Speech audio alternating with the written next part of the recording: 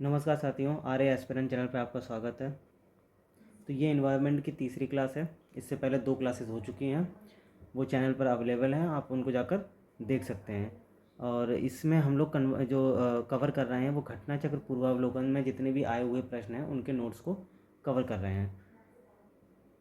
Class start करने से पहले अगर आप मेरे चैनल पर नए हैं तो प्लीज़ चैनल को सब्सक्राइब ज़रूर करें और वीडियो अगर आपको अच्छी लगे तो उसको लाइक करें। अगर आपको इस क्लास की पीडीएफ चाहिए तो आप मेरे टेलीग्राम चैनल पर ज्वाइन कर सकते हैं, वहाँ पर आपको इसकी पीडीएफ मिल जाएगी। तो चलिए क्लास स्टार्ट करते हैं। ओके, तो बात करते हैं। पहला पॉइंट है उष्णकटिबंधीय आर्द्र सदाबहार वन। ठीक है, तो ये वन की कंडीशंस क्या क्या होती हैं, जैसे कि यहाँ वर्षा 200 से 300 सेंटीमीटर तक की वर्षा जहाँ पे होती है वहाँ पर आर्द्र सदाबहार वन पाए जाएंगे। ठीक है, जैसे कि पश्चिमी घाट हो गया, अरुणाचल प्रदेश, मिजोरम हो गया, पूर्वोत्तर भारत। इसी प्रकार सदाबहार वन जो है ऐसी जगह मिलेंगे जहाँ वर्षा 200 सेंटीमीटर से अधिक होती है, जैसे कि पश्चिमी घाट के कुछ एरिया में, north east India, Andaman Nicobar द्वीप। तो ये कंडीशन याद रखिएगा, एग्ज़ाम में इनसे प्रश्न पूछे जाते हैं। रोजवुड हो गया, पाम हो गया, ये सदाबहार वृक्ष के एक एग्जाम्पल हैं। नेक्स्ट पॉइंट है विषुवतीय वन, इनको रेखीय वन या वर्षा वन भी कहते हैं। ये पॉइंट याद रखिएगा, विषुवतीय वन, वर्षा वन कहें या रेखीय वन भी इनको कहा जाता है। ये उष्णकटिबंधीय क्षेत्र में जहाँ पर 200 सेंटीमीटर से अधिक वर्षा होती है वहाँ पर आपको मिलेंगे। लंबे होते हैं, चौड़ी पत्तियाँ होती हैं वाले सदाबहार वन कहे जाते हैं ये। यहाँ पर आपको अधिपादप एपिफाइट्स जो होते हैं इनकी संख्या अधिक देखने को मिलती है। ठीक है, विश्व की 80% जैव विविधता आपको यहीं देखने को मिलेगी विषुवतीय वनों में। नेक्स्ट पॉइंट हिमाचल प्रदेश के बारे में। हिमाचल प्रदेश में मुख्यतः जो है उष्णकटिबंधीय, ये ऊ से मतलब है उष्णकटिबंधीय से, पूरा नहीं लिखा है, शॉर्ट में लिखा है। ठीक है, तो उष्णकटिबंधीय आर्द्र पर्णपाती वन देखने को मिलते हैं, पर्णपाती वन या शुष्क पर्णपाती वन। ठीक है, सदाबहार वन यहाँ नहीं मिलेंगे, कहने का मतलब ये है। आर्द्र पर्णपाती और शुष्क पर्णपाती मुख्यतः ज़्यादातर ये देखने को मिलेंगे। इसके अलावा फिर आपके जो हैं हिमालय वाले वन देखने को मिलते हैं यहाँ पर, जैसे जैसे ऊंचाई बढ़ती जाती है। लेकिन बेसिकली मुख्यतः जो पेड़ देखने को मिलते हैं वो आर्द्र पर्णपाती और शुष्क पर्णपाती। ठीक है, तो पर्णपाती टाइप के वन यहाँ मिलते हैं। आर्द्र पर्णपातियों के वनों के एग्जाम्पल की अगर हम बात करें तो सागौन, बांस, शीशम और चंदन, ये आर्द्र पर्णपाती वन के उदाहरण हैं। सागौन की सर्वाधिक मात्रा, सबसे ज़्यादा सागौन आपको मिलेंगे मध्य प्रदेश में। ठीक है, ये प्रश्न सब पूछे गए हैं, इसलिए मैंने यहाँ पे आपको पॉइंट्स रखे हैं। इससे पहले आप मतलब आपने तो ये टॉपिक पढ़े ही होंगे कहीं ना कहीं से। यहाँ पे सिर्फ ये बताना है कि इस तरीके के प्रश्न जो हैं बनते हैं। मैंग्रोव वनों की बात करें तो मैंग्रोव वन को ज्वारी वन भी कहते हैं और गरान भी कहा जाता है। कहीं कहीं अगर गरान भी लिखा हो तो ये भी याद रखिएगा, इनको मैंग्रोव वन को ही कहते हैं, गरान। ओके, उष्ण और उपोष्ण कटिबंधीय क्षेत्रों में मिलते हैं, यानी उष्ण कटिबंध में भी मिलेंगे ये और उपोष्ण क्षेत्रों में भी मिलेंगे। ठीक है, समुद्र तटों के लवणीय जल में उगने वाले हैं, जैसे कि इंडिया में आप इंडिया बांग्लादेश में देखने को मिलते हैं सुंदरवन में। ठीक है, नेक्स्ट पॉइंट है अंडमान निकोबार द्वीप समूह के बारे में। तो यहाँ पर तीनों प्रकार के वन आपको देखने को मिलेंगे, मैंग्रोव वन भी मिलेंगे, सदाबहार वन भी मिलेंगे और पर्णपाती वन भी मिलेंगे। ओके, पृथ्वी ग्रह के फेफड़े किसे कहा जाता है, तो अमेजन वर्षा वन, जो कि साउथ अमेरिका में है, अमेजन वर्षा वन है, उनको पृथ्वी ग्रह का फेफड़ा कहा जाता है। क्यों? क्योंकि पृथ्वी की 20% से अधिक ऑक्सीजन का उत्पादन यही करते हैं। ओके, नेक्स्ट पॉइंट, उष्णकटिबंधीय पर्णपाती वनों को ही मानसूनी वन भी कहा जाता है। ठीक है, याद रखने हैं। नेक्स्ट पॉइंट, रेड सैंडर्स के बारे में पूछा गया था, इसको रक्त चंदन या लाल चंदन कहा जाता है। ये आपको साउथ इंडिया में मिलेगा, उष्णकटिबंधीय शुष्क पर्णपाती वनों में ये पाया जाता है। तो रक्त चंदन या रेड जो लाल चंदन होता है वो पर्णपाती वन है, वो भी कैसा, शुष्क पर्णपाती वन है, जो कि आपको साउथ इंडिया में मिलेगा। ये आपको कौन कौन सी पर्वत श्रेणियों में देखने को मिलता है, तो पालकोंडा हो गया, शेषाचलन हो गया, ये जो पर्वत श्रेणियाँ हैं आंध्र प्रदेश में, दोनों ही, पहली बात तो याद रखिएगा दोनों आंध्र प्रदेश में है, पालकोंडा और शेषाचलन पर्वत श्रेणियाँ। ज्योग्राफी में क्वेश्चन पूछा जाता है मैथ्स दी कॉलम में। ठीक है, या क्रम लगाने को पूछा जाता है, पालकोंडा उत्तर में है, शेषाचलन उसके दक्षिण में है, और ये दोनों ही आंध्र प्रदेश में है। ठीक है, तो यहाँ पर ये रेड सैंडर्स यानी जो रक्त चंदन है के पेड़ यहाँ पर अधिकतम मात्रा में पाए जाते हैं। नेक्स्ट है जैसे कि ये मैथ्स कॉलम में आया था, उष्णकटिबंधीय वन साइलेंट वैली में, शंकु वृक्ष हिमाचल प्रदेश में, जो ऊंचे क्षेत्र हैं वहाँ पर देखने को मिलता है।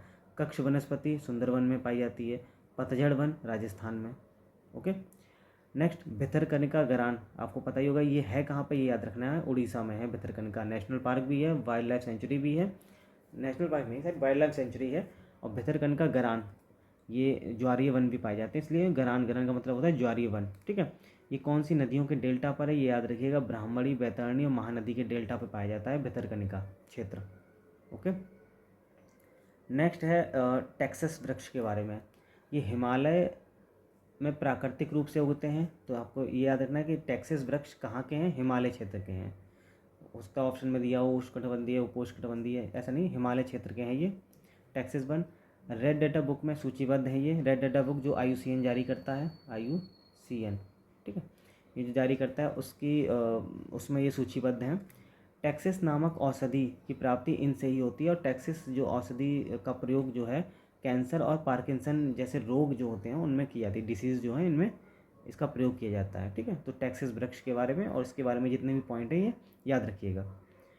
नेक्स्ट बात करते हैं प्राकृतिक संसाधन। तो विकास के चरण के आधार पर देखा जाए प्राकृतिक संसाधनों को 4 भागों में डिवाइड किया जाता है, संभाव्य संसाधन, वास्तविक संसाधन, आरक्षित संसाधन और स्टॉक संसाधन। ठीक है, नेक्स्ट प्राकृतिक पुल आपको या जीवित पुल जो मिलते हैं वो ज़्यादातर आपको मेघालय में देखने को मिलेंगे, जीवित पुल। ठीक है, नेक्स्ट बात करते हैं एल्युमिनियम के बारे में, पूछा गया था। एल्युमिनियम एक हरी धातु होती है और ये पर्यावरणीय हितैषी है और नवीकरणीय योग्य है, इसलिए इसको हरी धातु कहा जाता है एल्युमिनियम को। नेक्स्ट है वनोन्मूलन के प्रभाव। तो वनोन्मूलन के क्या क्या प्रभाव होते हैं, तो हिमालय के जल स्रोतों का सूखना, जैव विविधता की हानि, मृदा अपरदन, कम वर्षा होना, ओके, तापमान में वृद्धि, बाढ़ और सूखा, मरुस्थल का निर्माण, ये सभी वनोन्मूलन के प्रभाव हैं। ओके, नेक्स्ट पॉइंट वनोन्मूलन के कारण क्या है, तो जैसे जंगल की आग, शहरीकरण, औद्योगिकरण और स्थानांतरित कृषि। Okay, next national forest policy 1952 की। अच्छा, नेशनल फॉरेस्ट पॉलिसी जो आई थी 1952 में आई है, फिर 1988 में आई है, तो काफ़ी बार आई है पॉलिसी। हम बात करते हैं 1952 की जो सबसे पहले लाई गई थी। उनमें वनों का वर्गीकरण किया गया था कि वनों कितने प्रकार के होते हैं। तो नेशनल फॉरेस्ट पॉलिसी जो 1952 है उसके अनुसार वन 4 प्रकार के होते हैं। इसमें संरक्षित वन आते हैं, राष्ट्रीय वन आते हैं, ग्राम वन आते हैं और वृक्ष भूमि आती हैं। इनमें नेशनल पार्क और वाइल्ड लाइफ सेंचुरीज नहीं आती हैं। ऑप्शन में आपको दे सकता है कि निम्नलिखित में से कौन जो है वनों का वर्गीकरण नहीं है, या निम्नलिखित में से कौन वनों के वर्गीकरण है। तो संरक्षित वन वनों के वर्गीकरण में आते हैं, राष्ट्रीय वन आते हैं, ग्राम वन आते हैं, वृक्ष भूमि आती है। ओके, संरक्षित, राष्ट्रीय वन, ग्राम वन और वृक्ष भूमि। NFP जो है ये नेशनल फॉरेस्ट पॉलिसी, इसका मुख्य उद्देश्य क्या है कि सामाजिक वानिकी को प्रोत्साहित करना, कुल भूमि का 1/3 जो पार्ट है उसको वनाच्छादित करना, यानी उसके पर वन लगाना। ठीक है, ये 2 इसके मुख्य उद्देश्य हैं। नेक्स्ट अंतर्राष्ट्रीय वन दिवस 21 मार्च को मनाया जाता है। इस बार की थीम याद रखिएगा, forest and innovation, new solution for a better world. ठीक है, तो 21 मार्च याद रखिएगा अंतर्राष्ट्रीय वन दिवस। नेक्स्ट बात करते हैं the state of forest report, यानी जो वन रिपोर्ट है ISFR 2021, क्योंकि अभी लेटेस्ट वाली नहीं आई है, हर 2 साल में जारी है। अभी जो लेटेस्ट की है वो भी जारी नहीं की गई। ये 17वीं रिपोर्ट है, द्विवार्षिक है, 2 वर्ष में जारी की गई है और ये 2022 में जारी की गई थी फॉरेस्ट सर्वे ऑफ इंडिया के द्वारा। ठीक है, तो कुछ पॉइंट्स याद रखिएगा, इससे प्रश्न पूछे जाते हैं। इस बार 2023 में भी इससे प्रश्न पूछा गया था PCS में। वन और वृक्ष आच्छादित क्षेत्रों की बात करें तो टोटल वन और वृक्ष दोनों मिलाकर जो टोटल एरिया है इंडिया में, तो वो 24.62% है टोटल भूमि का। ठीक है, जो होता है 8,09,537 किलोमीटर स्क्वायर। तो ये परसेंटेज में याद रखिएगा 24.62%। इसमें 21.71% वन है और 2.91% वृक्ष हैं। ओके, 1514 यानी 1540 किलोमीटर स्क्वायर वन एरिया में वृद्धि हुई है पिछले 2 वर्षों में। सबसे ज़्यादा वृद्धि कहाँ हुई है वनावरण में? वनावरण में वृद्धि वाले शीर्ष राज्यों की बात करें तो आप आंध्र प्रदेश याद रखिएगा। सबसे ज़्यादा वनों में वृद्धि जो हुई है वो आंध्र प्रदेश में हुई है, सेकंड नंबर पे तेलंगाना और थर्ड पे है आपका उड़ीसा। ओके, वनावरण यानी कि एरिया के अनुसार, वनों के मामले में वो भी एरिया के अनुसार शीर्ष राज्य कौन कौन से हैं, तो सबसे ज़्यादा वन आपको मिलेंगे एरिया के अनुसार मध्य प्रदेश में, सेकंड पे अरुणाचल प्रदेश और थर्ड पे है छत्तीसगढ़। वनावरण प्रतिशत के आधार पर, परसेंटेज के आधार पर मिजोरम में है सबसे ज़्यादा, फिर अरुणाचल प्रदेश और मेघालय। ओके, तो ये याद रखिएगा। नेक्स्ट बात करते हैं। अच्छा देखो, अगर सिर्फ राज्यों में बात की जाए तो मिज़ोरम आता है पहले नंबर पे, लेकिन अगर हम ओवरऑल बात करें राज्य और यूटी मिला के, तो लक्षद्वीप में सबसे ज़्यादा है 90% वन। ठीक है, और अंडमान निकोबार में है 81.75% वन। ठीक है। वनावरण एरिया के अनुसार न्यूनतम, अभी हमने एरिया के अनुसार सबसे ज़्यादा की बात की थी तो मध्य प्रदेश था। एरिया के अनुसार सबसे कम किस में है? हरियाणा में, पंजाब और फिर गोवा। ऐसे ही परसेंटेज के हिसाब से सबसे कम कहाँ पर है? हरियाणा में, और सबसे ज़्यादा मिज़ोरम में। ठीक है। शीर्ष वृक्षावरण वाले राज्य, अब हम वृक्षों की बात करते हैं, ये अभी हमने वनों की बात की, अब हम बात करते हैं वृक्षों की। तो सबसे ज़्यादा वृक्ष कहाँ पर आपको मिलेंगे? तो महाराष्ट्र में, महाराष्ट्र पहले नंबर पे, फिर राजस्थान, फिर मध्य प्रदेश। ऐसे ही बात करते हैं अगर शीर्ष वृक्षावरण परसेंटेज के आधार पर, सबसे ज़्यादा चंडीगढ़, फिर दिल्ली और फिर केरल। ठीक है। सर्वाधिक बम्बू एरिया यानी कि जो बांस है उसका सबसे ज़्यादा एरिया कहाँ पर है? मध्य प्रदेश में है। सेकंड नंबर पे है अरुणाचल प्रदेश। शीर्ष कार्बन स्टॉक कर वाले राज्य, सबसे ज़्यादा जो कार्बन का स्टॉक करते हैं वो कौन कौन से राज्य हैं? पहले नंबर पे अरुणाचल प्रदेश है, दूसरे पे मध्य प्रदेश। प्रति हेक्टेयर कार्बन स्टॉक की दृष्टि से देखा जाए तो जम्मू कश्मीर पहले नंबर पे है, सेकंड पे हिमाचल प्रदेश है। ठीक है, तो ये पॉइंट्स याद रखिएगा, इंपॉर्टेंट है। सर्वाधिक वन क्षेत्र में कमी कहाँ पे हुई है? तो अरुणाचल प्रदेश में, पिछले 2 वर्षों में सबसे ज़्यादा कमी हुई है। सबसे ज़्यादा वृद्धि कहाँ हुई है? आंध्र प्रदेश में। ठीक है। सघन वन की बात करें तो टोटल सघन वन कितने हैं? 12.37% सघन वन है, जिसमें अति सघन वन और मध्यम सघन वन दो भागों में डिवाइड किया था। अति सघन 3.04 और मध्यम सघन 9.33%। इसमें आपको परसेंटेज ये याद नहीं रखना, ये याद रखना कि सघन वनों में अति सघन वन कम है और मध्यम सघन वन ज़्यादा है। कथन कारण में दे सकता है। अति सघन वन जो सबसे ज़्यादा सघन वन है 3% के आसपास, उसमें सर्वाधिक एरिया अरुणाचल प्रदेश में आपको देखने को मिलेगा। तो सबसे ज़्यादा जो सघन वन है वो अरुणाचल प्रदेश में पाए जाते हैं। ठीक है। सघन वन और खुले वनों में मध्य प्रदेश पहले नंबर पे है एरिया के अनुसार। ओके। अति सघन में अरुणाचल प्रदेश पहले नंबर पे है। ठीक है। नेक्स्ट पॉइंट है, 5 स्टेट और यूटी ऐसे हैं जहाँ पर 75% से अधिक वन पाए जाते हैं। इसके अलावा 17 स्टेट और यूटी ऐसे हैं जहाँ पर 33% से अधिक वन पाए जाते हैं। ये भी आप याद रखिएगा, कथन कारण में पूछा जा सकता है। नेक्स्ट बात करते हैं मैंग्रोव वनों के बारे में, इंपॉर्टेंट है। कुल एरिया है 4,992 किलोमीटर स्क्वायर। टोटल एरिया का, टोटल जो वन है उनका 0.15%। ठीक है। वैश्विक स्तर पर इंडिया की हिस्सेदारी मैंग्रोव वनों में 3% की है। अगर मैंग्रोव वनों की बात करें, सबसे ज़्यादा मैंग्रोव वन आपको कहाँ मिलेंगे? तो पश्चिम बंगाल में पहले नंबर पे, दूसरे पे गुजरात, अंडमान निकोबार एंड आंध्र प्रदेश। शीर्ष जिलों की बात करें तो पश्चिम बंगाल का ही दक्षिण 24 परगना जिला है, उसमें है। सेकंड नंबर पे कच्छ, उत्तरी अंडमान जिला और जामनगर चौथे नंबर पे। ठीक है, तो पहले पहले वाले जरूर याद रखिएगा, इनके इंपॉर्टेंट है। अच्छा, 7 मेजर जो मेगा सिटी हैं, जो बड़े शहर हैं, मेगा सिटी बड़े शहर, उनमें सर्वाधिक वनावरण आपको मिलेगा दिल्ली में। ठीक है, मेगा सिटीज़ के मामले में। नेक्स्ट पॉइंट है राष्ट्रीय कृषि वानिकी अनुसंधान केंद्र, आप जानते होंगे कहाँ पर है? झांसी में है, याद रखिएगा, बहुत पूछा जाता है। केंद्रीय मरुस्थल अनुसंधान केंद्र जोधपुर राजस्थान में है। वन संरक्षण अधिनियम बहुत बार पूछा जाता है, 1980 का है, मैथ्स दी कॉलम में आता है।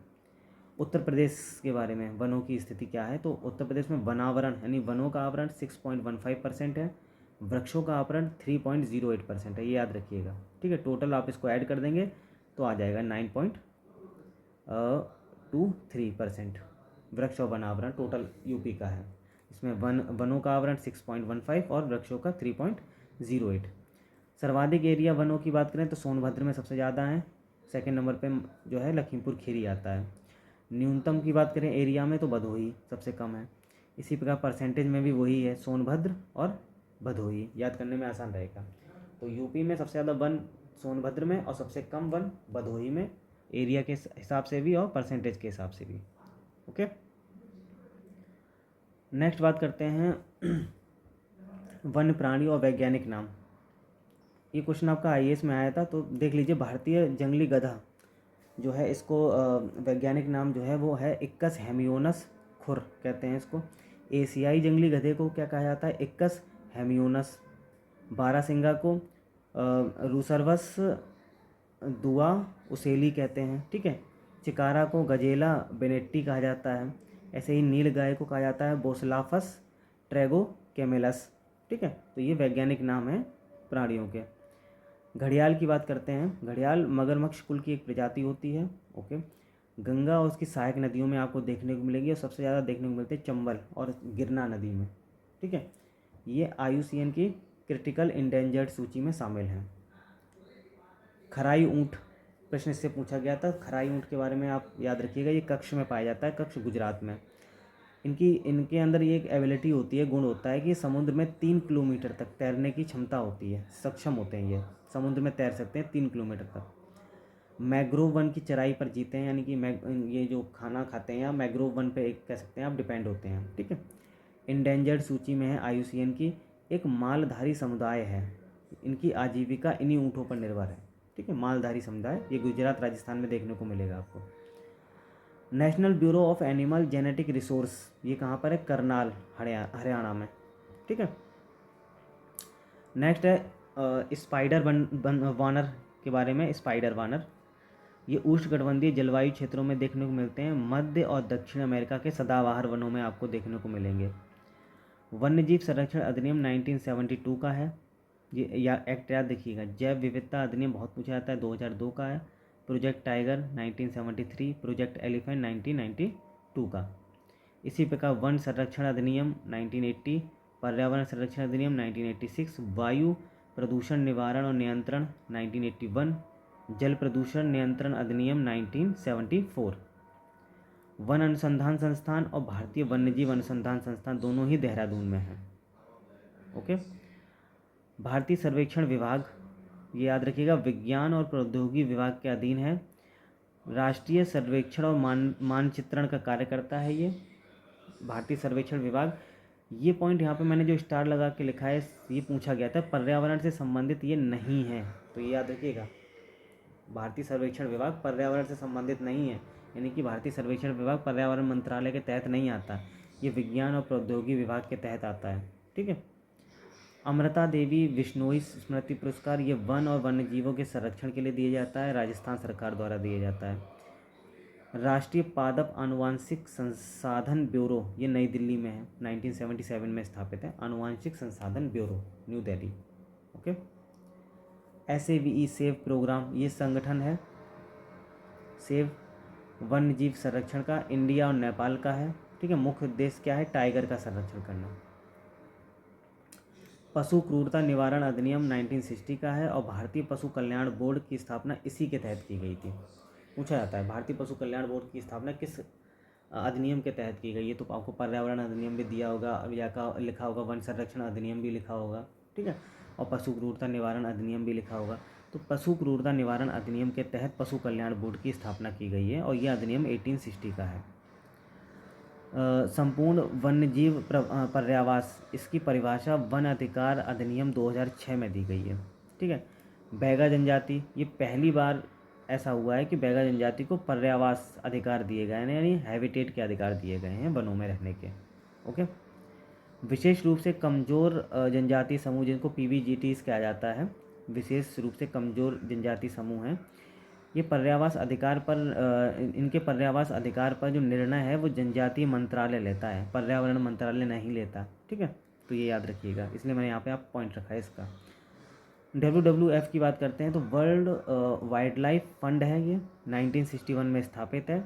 इसका प्रतीक चिन्ह है जाइंट पांडा। ठीक है, तो पांडा जो है वो इनका प्रतीक चिन्ह है। वर्ल्ड वाइल्ड लाइफ डे जो मनाया जाता है वो 3 मार्च को मनाया जाता है और विश्व वानिकी दिवस मनाया जाता है 21 मार्च को।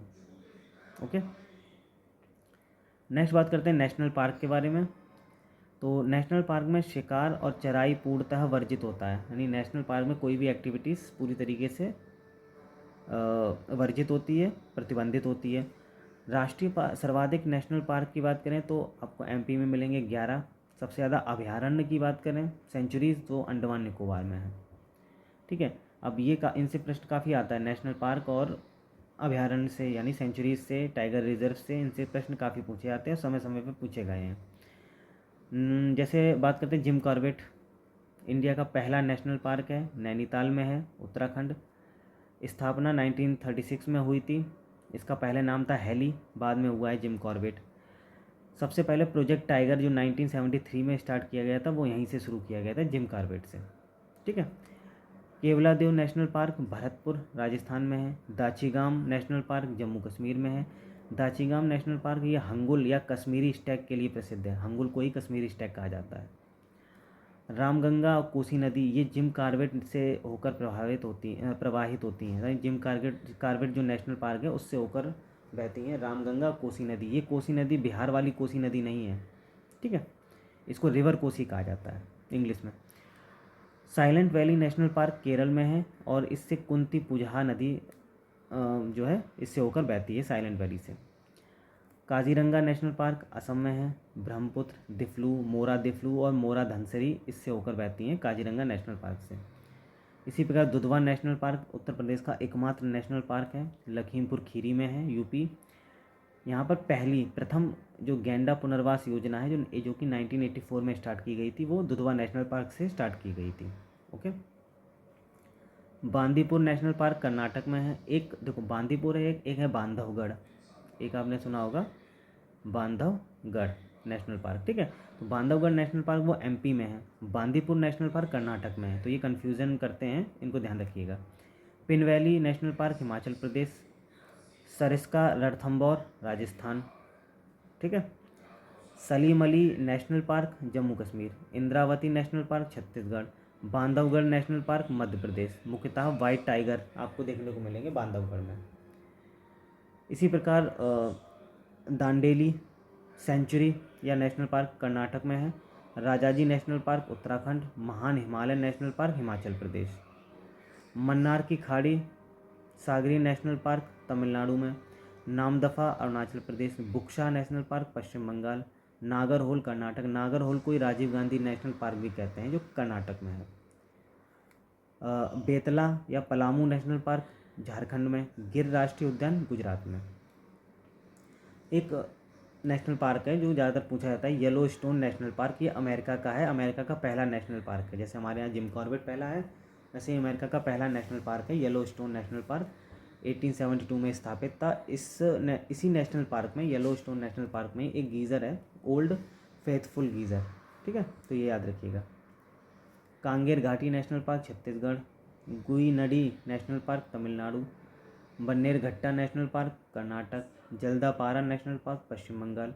Gugamal national park Maharashtra. Simlipal national park Orissa. ठीक है। नेक्स्ट बात करते हैं सुल्तानपुर नेशनल पार्क, ये हरियाणा में है। विक्रमशिला गंगेटिक डॉल्फिन अभयारण्य ये भागलपुर में है, बिहार, और इंडिया की पहली डॉल्फिन वैधशाला है ये। ओके। नेक्स्ट है रोहला नेशनल पार्क हिमाचल प्रदेश। इंतानकी नेशनल पार्क नागालैंड। कलेसर हरियाणा। चंदौली महाराष्ट्र। ये चंदौली नेशनल पार्क है, वन्यजीव अभयारण्य नहीं। वन्यजीव अभयारण्य तो यूपी में है, चंदौली। ठीक है, ये चंदौली नेशनल पार्क है जो कि महाराष्ट्र में है। ठीक है। फावंग पुई नेशनल पार्क मिजोरम, इसको ब्लू माउंटेन पार्क भी कहते हैं। क्या कहते हैं? Blue mountain park. Okay. Next बात करते हैं बायोस्फीयर रिजर्व की। तो बायोस्फीयर शब्द का प्रयोग सबसे पहले, सिर्फ बायोस्फीयर शब्द का प्रयोग किया था एडवर्ड सुएज ने, नाम याद रखिएगा। बायोलॉजिकल डाइवर्सिटी जैव विविधता के लिए, शब्द के लिए बायोलॉजिकल डाइवर्सिटी का यूज़ किया था दासमैन ने, और बायोडाइवर्सिटी का शब्द का यूज़ किया था रोजेन ने। तो ये तीनों अलग अलग हैं, नाम याद रखिएगा। बायोस्फीयर रिजर्व आनुवांशिक भिन्नता से संबंधित होते हैं, ये प्रश्न पूछा गया था, इसलिए यहाँ पे नोट किया गया है। इंडिया में टोटल इस समय 18 बायोस्फीयर रिजर्व हैं, जिसमें से 12 यूनेस्को का एक प्रोग्राम चलता है, MAB प्रोग्राम। ठीक है, मैन एंड बायोस्फीयर प्रोग्राम है, इसमें शामिल हैं। और ये MAB प्रोग्राम याद रखिएगा 1971 में शुरू किया गया था यूनेस्को ने। टोटल इंडिया में 18 हैं, उसमें से 12 इस प्रोग्राम में शामिल हैं। ठीक है, तो कौन कौन से हैं याद रखना, पूछे जाते हैं। टोटल बायोस्फीयर रिजर्व 18 हैं। नीलगिरी सबसे पहला है 1986। नंदा देवी नोकरेक 1988 में बने थे। ग्रेट निकोबार, मन्नार की खाड़ी, मानस और सुंदरवन ये 1989 में बने हैं। सिमलीपाल 1994 में। डिब्रू सैखोवा 1997। दिहांग दिवांग 1998। पंचमढ़ी 1999। कंचनजंगा 2000। अगस्तामलाई 2001 2001। अचान कमार अमरकंटक 2005। कक्ष 2008। शीत रेगिस्तान 2009। शेषाचलन 2010, पन्ना 2011। इनका ये याद रखिएगा कौन से राज्य में आपको मिलेंगे, ज़्यादातर आपको पता ही होंगे। भाई नीलगिरी है 3 राज्यों में है, तमिलनाडु, कर्नाटक, केरल। नंदा देवी उत्तराखंड में, नोकरेक मेघालय में, ग्रेट निकोबार निकोबार में है। मन्नार की खाड़ी आपको तमिलनाडु के पास मिलेगा। मानस असम में, सुंदरबन पश्चिम बंगाल में, सिमलीपाल उड़ीसा में, डिब्रू सैखोवा असम में, दिहांग दिबांग अरुणाचल प्रदेश, पंचमढ़ी मध्य प्रदेश, कंचनजंगा सिक्किम, अगस्थामलाई ये कहाँ पर है, अगस्थामलाई आपको मिलेगा केरल में। अचान कमार अमरकंटक ये मिलेगा आपको छत्तीसगढ़ मध्य प्रदेश। ठीक है। कक्ष की बात करें गुजरात में, शीत रेगिस्तान हिमाचल में, शेषाचलन आंध्र प्रदेश में, पन्ना मध्य प्रदेश में। ओके। अच्छा, ये जो जिसमें स्टार लगे हुए हैं, ये स्टार जिसमें लगे हुए हैं, ये टोटल जो हैं 12 हैं जो यूनेस्को के MAB प्रोग्राम में शामिल हैं। तो ये आप याद रखिएगा, जैसे कि पन्ना हो गया आपका, अचान कमार अमरकंटक हो गया, अगस्थामलाई, कंचनजंगा हो गया, पंचमढ़ी हो गया, सिमलीपाल हो गया, सुंदरबन हो गया, मन्नार खाड़ी हो गया, निकोबार हो गया, एंड नोकरेक, नंदा देवी और नीलगिरी। ये सभी जो हैं 12 जिस पे स्टार लगे हुए हैं, टोटल 18 हैं, जिनमें से ये स्टार जो लगे हुए हैं वो 12 हैं, और ये 12 यूनेस्को के MAB प्रोग्राम में शामिल हैं। सबसे बड़े की अगर हम बात करें तो कक्ष गुजरात का है सबसे बड़ा बायोस्फीयर रिजर्व। ठीक है। और सबसे छोटा है डिब्रू सैखोवा असम का। अगर हम बात करें यूनेस्को द्वारा प्रमाणित भारत का सबसे बड़ा बायोस्फीयर रिजर्व, तो मन्नार की खाड़ी है। ठीक है, क्योंकि मन्नार की खाड़ी MAB प्रोग्राम में शामिल है, लेकिन कक्ष जो रण है वो MAB प्रोग्राम में शामिल नहीं है। ठीक है। तो ये दोनों अलग अलग पॉइंट हैं, इनको याद रखना, कन्फ्यूज़न नहीं होना चाहिए। नेक्स्ट बात करते हैं वन्यजीव अभयारण्य यानी कि वाइल्ड लाइफ सेंचुरी। जो नेशनल पार्क ज़्यादातर होते हैं वो वाइल्ड लाइफ सेंचुरी भी उसमें शामिल होती हैं। जैसे पेरियार अभयारण्य, पेरियार नेशनल पार्क भी है, केरल में है, जंगली हाथियों के लिए है। काजीरंगा वाइल्ड लाइफ सेंचुरी, ये एक सींग वाले गैंडे और हाथी के लिए है। इसमें एक पॉइंट ये याद रखिएगा, ये टाइगर रिजर्व नहीं है, टाइगर सेंचुरी नहीं है यहाँ पर। ठीक है। किसमें, काजीरंगा में। मानस में है लेकिन काजीरंगा में टाइगर सेंचुरी नहीं है, ये प्रश्न पूछा गया था। मानस वाइल्ड लाइफ सेंचुरी ये बाघ और भारतीय गैंडे के लिए है। यहाँ पे प्रोजेक्ट टाइगर भी चलता है, प्रोजेक्ट एलिफेंट भी चलता है, बायोस्फीयर रिजर्व भी है ये मानस। ठीक है, तीनों ही हैं। इसी प्रकार जंगली गधों का अभयारण्य कक्ष केरल में गुजरात में है। चंद्रप्रभा वो चंदौली यूपी में है। एक मिनट, यूपी में ये चंद्रप्रभा है, वो चंदौली था नेशनल पार्क। एक मिनट देखिए ज़रा, हाँ यहाँ पर ये चंदौली नेशनल पार्क है जो महाराष्ट्र में है। ठीक है। और ये है चंद्रप्रभा, ये चंदौली यूपी में है, वाइल्ड लाइफ सेंचुरी है। Karera wild life sanctuary Shivpuri में MP, जयसमंद उदयपुर राजस्थान, नाहरगढ़ बारा राजस्थान। ठीक है। इसी पर गर्म पानी ये भी एक सेंचुरी है असम में, पाखल तेलंगाना में, सरिस्का राजस्थान में, मुकाम्बिका कर्नाटक, डालमा झारखंड, नैयर केरल एंड कोटीगांव गोवा में। तो ये याद रखिएगा, पूछे गए हैं सभी प्रश्न ये। इसके बाद नेक्स्ट है अस्कोटा अभयारण्य यानी wildlife sanctuary Uttarakhand, Shuklaphanta Nepal के तराई क्षेत्र में, ऊषा कोठी उड़ीसा, ओरांग असम, बोंडला गोवा में। भीम बांध वन्यजीव अभयारण्य ये मुंगेर में है बिहार। पाखुई वन्यजीव अभयारण्य, इसको पक्के रिजर्व फॉरेस्ट भी कहते हैं, अरुणाचल प्रदेश में है। नवाबगंज पक्षी विहार उन्नाव, ओखला, गौतम बुद्ध नगर ये सब यूपी के हैं। समसपुर रायबरेली, पार्वती अरंगा गोंडा। ठीक है। उद्धव पक्षी विहार साहिबगंज झारखंड। ये सभी पूछे गए हैं, मैथ्स कॉलम में आते हैं प्रश्न। ग्रेट इंडियन हॉर्नबिल, ये हॉर्नबिल है। एक होता है ग्रेट इंडियन बस्टर्ड जो आपको राजस्थान में देखने को मिलेगा, गुजरात में। ये ग्रेट इंडियन हॉर्नबिल है, ये प्राकृतिक आवास इसका पश्चिमी घाट पे मिलेगा। एक है डेजर्ट नेशनल पार्क मरु उद्यान जिसको कहा जाता है, ये दो राज्यों राजस्थान के 2 जिलों में फैला हुआ है, जैसलमेर और बाड़मेर। ग्रेट इंडियन बस्टर्ड यहाँ का प्राकृतिक आवास है ये। ठीक है, इसका डेजर्ट नेशनल पार्क में। नेक्स्ट बात करते हैं बन्नेरघट्टा जैविक उद्यान, ये बेंगलुरु कर्नाटक में है और इंडिया का पहला तितली उद्यान है ये बन्नेरघट्टा। ठीक है। ओके। नेक्स्ट है प्रोजेक्ट टाइगर, 1973 में स्टार्ट किया गया था। 29 जुलाई को इंटरनेशनल टाइगर डे मनाया जाता है। टोटल टाइगर रिजर्व की बात करें, नंबर याद रखिएगा, मार्च 2024 तक 55 टाइगर रिजर्व हैं। जो लेटेस्ट वाले हैं वो याद रखिएगा, 50वें नंबर पे था कमलांग अरुणाचल प्रदेश का, 51वें नंबर में था श्री विल्लीपुथुर मेघामलाई तमिलनाडु का, 52 नंबर का है रामगढ़ बेसधारी राजस्थान, 53 नंबर का है रानीपुर यूपी का, ठीक है, 54 वीरांगना दुर्गावती एमपी का, और 55 नंबर पर ढोलपुर करौली राजस्थान का। तो ये लेटेस्ट वाले याद रखिएगा। और भी कुछ टाइगर रिजर्व हैं जो पूछे जाते हैं, हो सकता है इंपॉर्टेंट हो आपके लिए, जैसे कि दाम्फा मिज़ोरम में है, गुमटी सिक्किम में है, मेलघाट महाराष्ट्र में है, बुक्सा पश्चिम बंगाल में, ये टाइगर रिजर्व हैं। पेंच टाइगर रिजर्व ये 2 राज्यों में फैला हुआ है। इसका 90% एरिया एमपी में मिलेगा, 10% एरिया महाराष्ट्र में मिलेगा। एशियाई शेरों की बात करें, प्राकृतिक रूप से सिर्फ इंडिया में पाए जाते हैं, ठीक है, कथन कारण में पूछा गया था। 2 कुबड़ वाला ऊँट प्राकृतिक रूप से एशिया के स्टेपीज एरिया में पाए जाते हैं।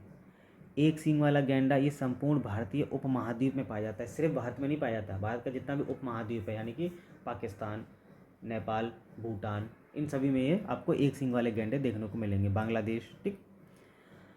ओके, नेक्स्ट बात करते हैं भारतीय हाथी के बारे में। प्रश्न पूछा गया था कथन कारण में कि समूह का नेतृत्व मादा हाथी करती हैं, अधिकतम गर्भावधि इनकी 22 माह तक हो सकती है, सामान्यतः 60 वर्ष की आयु तक ये बच्चे पैदा कर सकने की इनमें क्षमता होती है। सबसे ज़्यादा संख्या कर्नाटक में मिलेगी हाथियों की। Project elephant 1992। Sathyamangalam tiger reserve के बारे में, ये पूर्वी घाट और पश्चिमी घाट का जो मिलन बिंदु है वहाँ पर है ये सत्यमंगलम टाइगर रिजर्व, और ये तमिलनाडु में आता है, ठीक है। हर आर्द्र भूमि ये कौन सी नदियों के दोआब क्षेत्र में, ये याद रखिएगा, व्यास और सतलुज नदी के, ठीक है। इसी प्रकार केवलादेव घाना राष्ट्रीय उद्यान राजस्थान में है, गंभीर और बाण गंगा नदी के दोआब में है। इसी प्रकार कोलेरू झील कृष्णा और गोदावरी नदी डेल्टा के में स्थित है, ठीक है, ये याद रखना है। नेक्स्ट है कारिकिली पक्षी विहार तमिलनाडु में है, कारिकिली पक्षी विहार तमिलनाडु, चिनार वन्यजीव अभयारण्य केरल में, ठीक है। नेक्स्ट और लास्ट है royal botanical garden. Royal botanical garden विश्व का सबसे बड़ा वानस्पतिक उद्यान है, और ये इंग्लैंड के क्यू नामक एक जगह है वहाँ पर स्थित है। ओके, तो बस आज के सेशन में बस इतना ही रखते हैं। ये क्लास 3rd थी इन्वायरमेंट की, इसके बाद एक और क्लास होगी, और इसके साथ ही इन्वायरमेंट आपका ख़त्म हो जाएगा। इससे पहले हम लोग पॉलिटी ख़त्म कर चुके हैं और ज्योग्राफी भी कंप्लीट कर चुके हैं, ठीक है। और ये PDF आपको टेलीग्राम पे मिल जाएगी, आप वहाँ से आके इसको डाउनलोड कर सकते हैं। और वीडियो अगर आपको अच्छी लगी हो तो वीडियो को लाइक ज़रूर करें, चैनल को सब्सक्राइब करें, अपने दोस्तों के साथ शेयर ज़रूर करें। पूरा वीडियो सुनने के लिए धन्यवाद।